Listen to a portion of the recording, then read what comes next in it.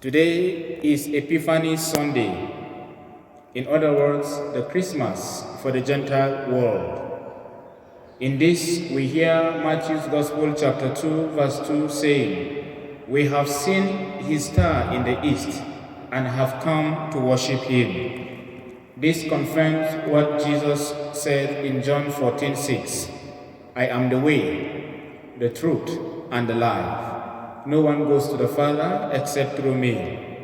The star that shined to the wise men showed Jesus as the way to salvation, and the worship they offered him reveals Jesus as the true God and the only source of life.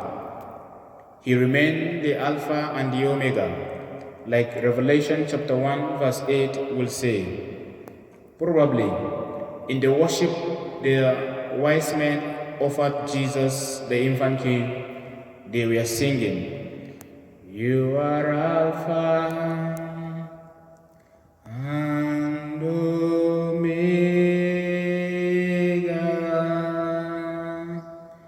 We worship you, our God. You are worthy to be praised. We give you all the glory. We worship you, our God.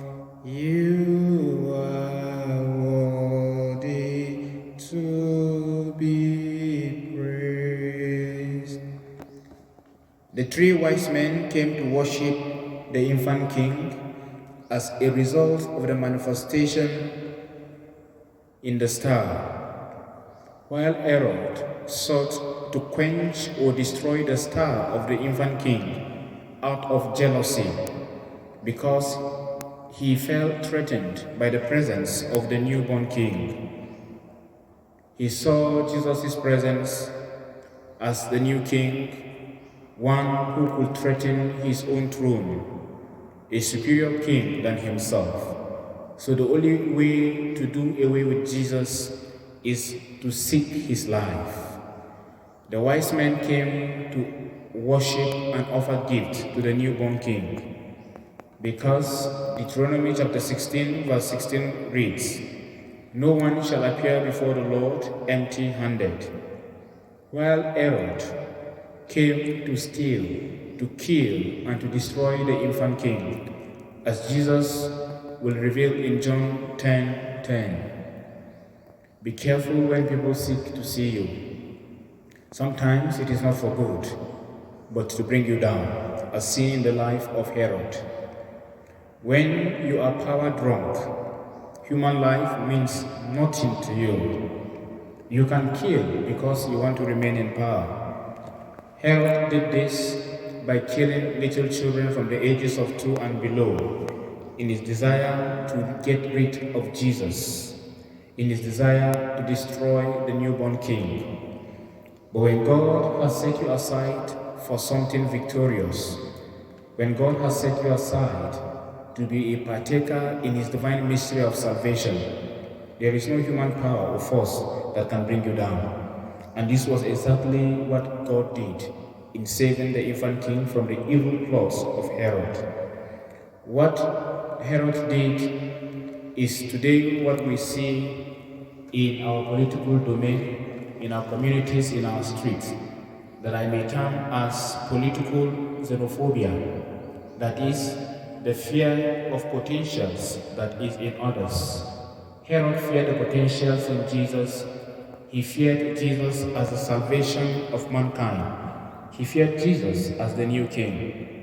And this we see every day in our homes, in our offices, in our business centers, and even in the nation, where many people have been kidnapped because others felt threatened by their lives, where others have been assassinated because others felt threatened of their productivity in the society, where others have been betrayed, where others have been brought down, that even when you stand and speak the truth, people see you as an enemy. Just as seen in the recent Christmas message of Bishop Kuka, that he spoke the truth to the Nigerian society, yet enemies of good development, enemies of good society, were attacking him, thinking that he is against the nation. But rather, they are the ones who are against the nation.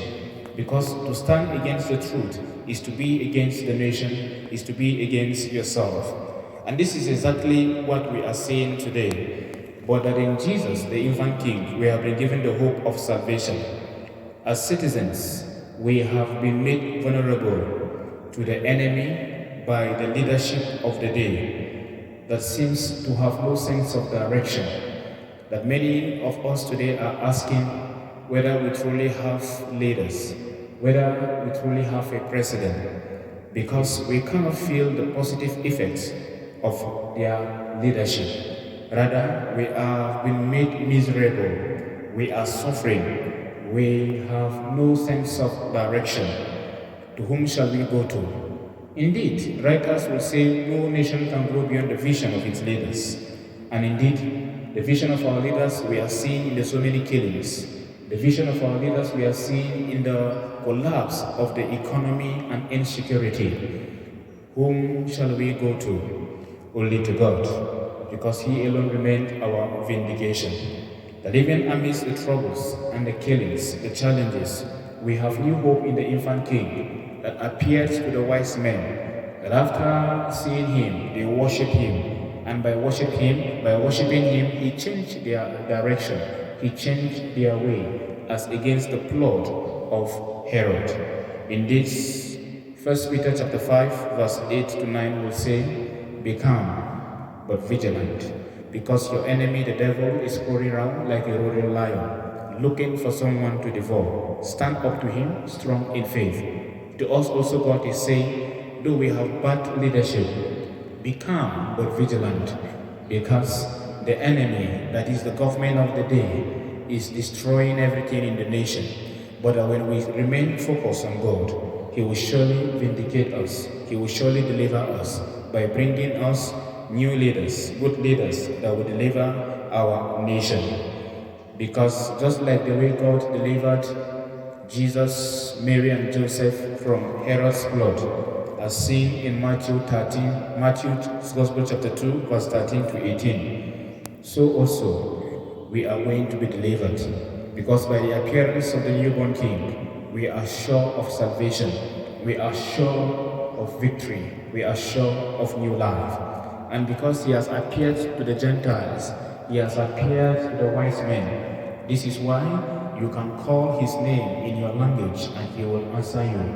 The Igbos call Him Chineke, the Yorubas call Him Alabara, the Bajuman call Him Kaza, the Idoma man will call Him Awaicho, the thief man will call Him Ondo, and the Hausa man will call Him Allah, the Igala will call Him Ojo, and so many other languages, because He has manifested Himself to the Gentile world, as also seen in the Pentecost experience in Acts of the Apostles chapter 2 from verse 1 to 11. That with today's experience, we have confidence in the person of God, that He can manifest Himself to us, even as a nation, to wipe away our tears, to vindicate us.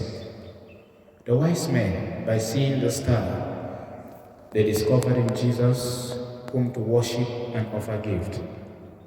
They discovered in Jesus the way, the truth, and the life. They discovered in Jesus God made man, whom to adore and pay homage. They discovered in the infant King, the universal King. They discovered in Jesus one with power, authority, healing, transformation, and dominion. This was why they worshipped Him. And this is what Epiphany is all about, the manifestation of God to His people. They discovered in Jesus the I am that I am. Indeed, today is Epiphany.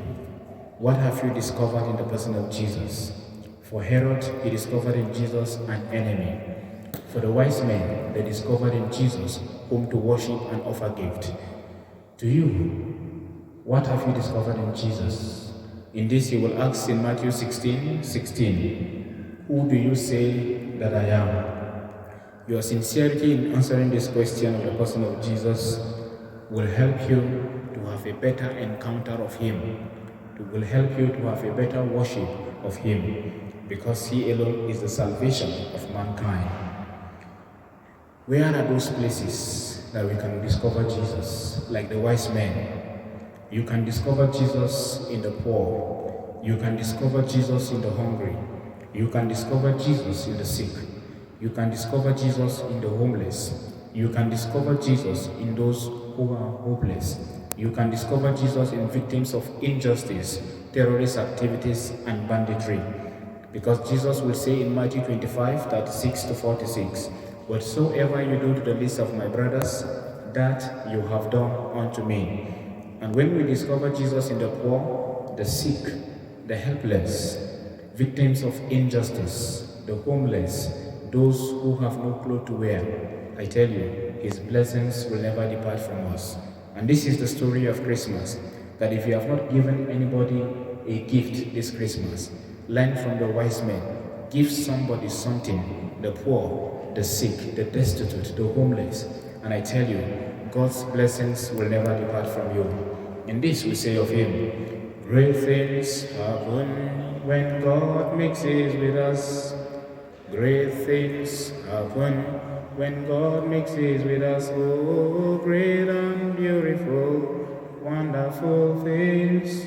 Great things happen when God mixes with us. Happy Epiphany Sunday.